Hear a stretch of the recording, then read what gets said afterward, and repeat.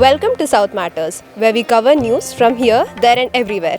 This is Aditi Kowligi, and I have an interesting news from Namma Bengaluru lined up just for you. So, hang on.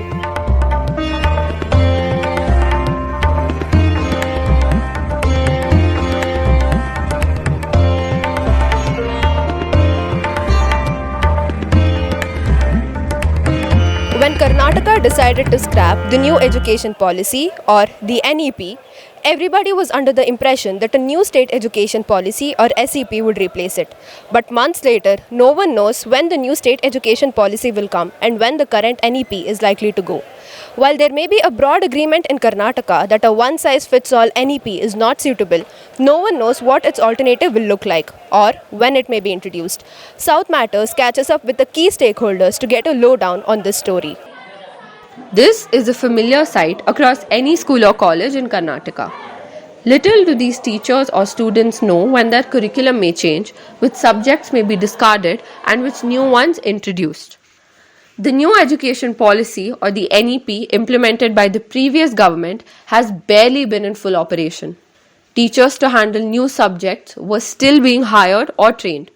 New infrastructure was still being created to meet its minimum requirements. I don't know anything about this NEP and how my future is going to be.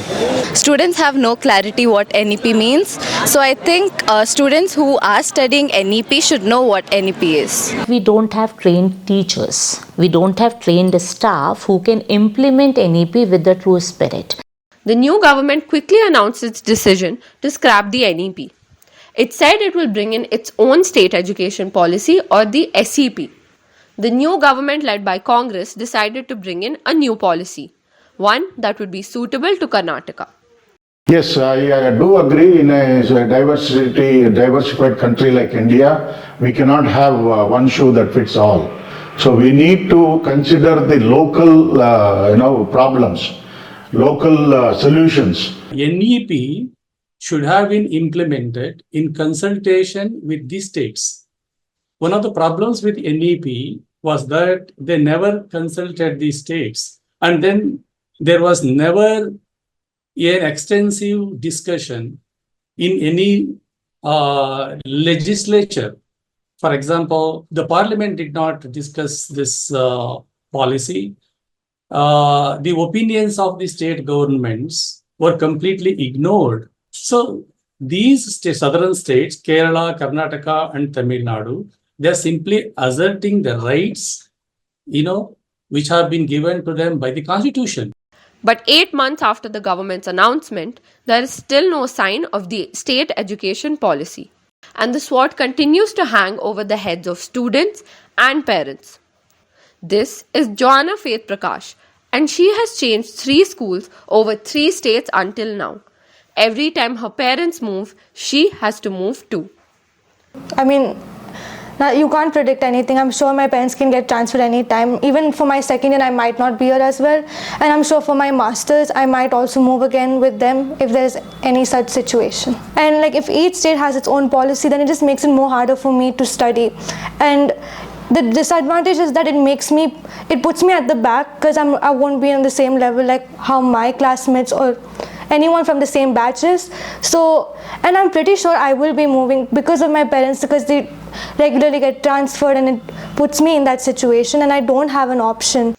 But the issue now is not merely the admission, but the lack of continuity. Between any 2 states, if the education policy changes, it will be more difficult for students to adapt. They are yet to bring in SEP. Maybe they will give more weightage to the regional language, and they will reduce the syllabus and the load of English teachers.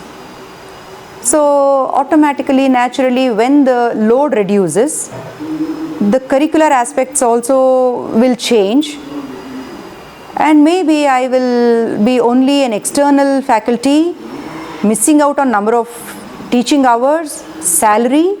As things stand, schools and colleges hardly know if they have to continue with the NEP or prepare for the new SEP. This is causing anxiety and uncertainty. They don't seem to be aware of the problem that the students are facing, the uncertainty that the students are facing. the syllabi has to be framed by the universities, respective universities, or by the teachers themselves. When you create a university, the university develops its own curriculum. In all major democracies, the government does not get into the nitty-gritty of what is taught and what is learnt. That job is left to the experts and autonomous institutions. By trying the one-size-fits-all NEP, the government has already intervened too much, disregarding the autonomy of universities and the federal spirit. Now, with Karnataka joining the ping pong with its very own SEP, it's the students and parents who are left in complete confusion. With Aditi Kowligi and Kareena Ahuja, this is Diya Sharma reporting for South Matters. Here's a flash. We've just received news from the government of Karnataka that they've announced the new state education policy. The 4-year NEP degree program has been scrapped and the state will now return to the 3-year bachelor's degree program. Thank you for watching. We are a small channel with no resources, but free from all the pressures. If you want us to cover an important story, let us know.